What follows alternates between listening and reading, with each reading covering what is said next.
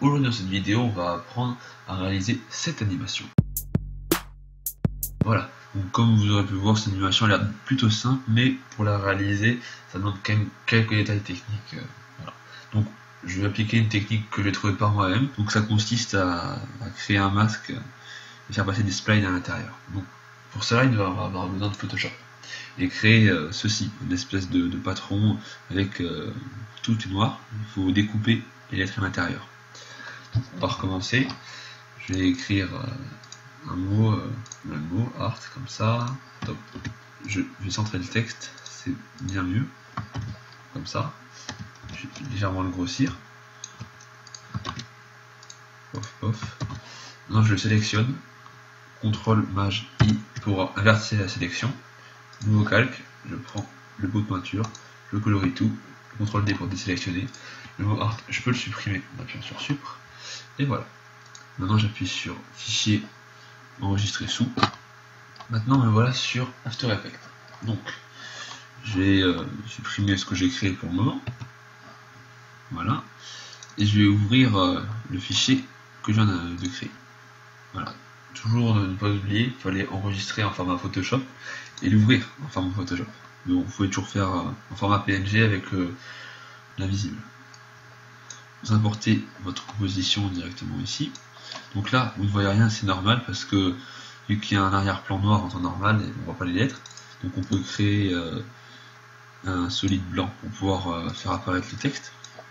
Voilà, on crée un solide blanc et on le met derrière. Voilà, et là on voit apparaître le mot.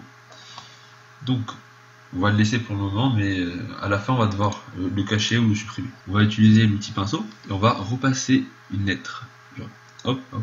Je vais un petit peu essayer de la refaire vaguement. Voilà, maintenant, bon, il y a plein de trucs qui partent de partout. On redimensionne, surtout celui-là là, qui était mal proportionné.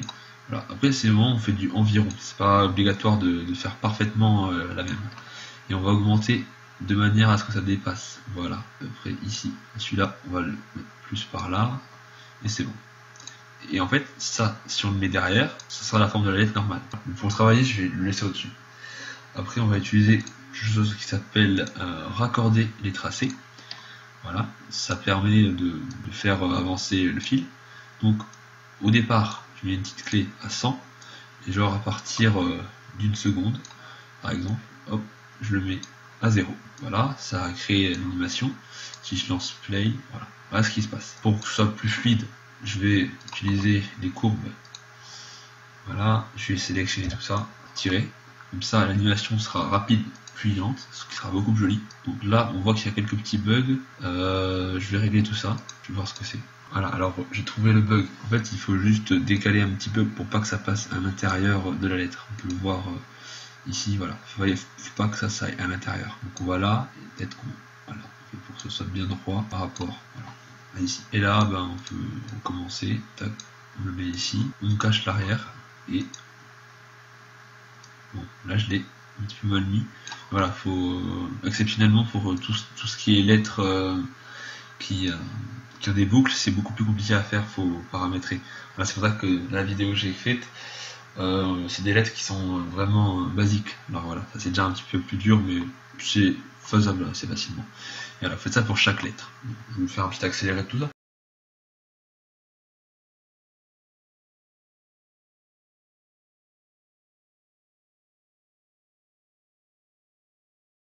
Alors oui, petit conseil, vous pouvez tout simplement prendre, raccorder les tracés que vous avez créés avant, faire CTRL-C, aller sur celui que vous voulez ajouter et hop, CTRL-V.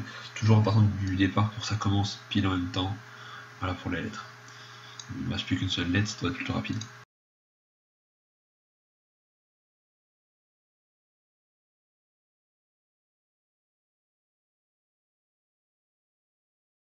Et voilà, je crois que j'ai terminé.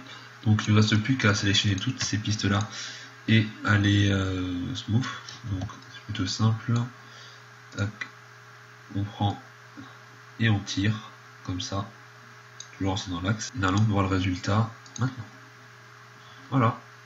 Donc si vous voulez faire des petits trucs orange comme j'ai fait, donc il faut juste tout prendre, copier, coller, vous décaler de une ou deux frames. Vous prenez l'outil remplir comme ça.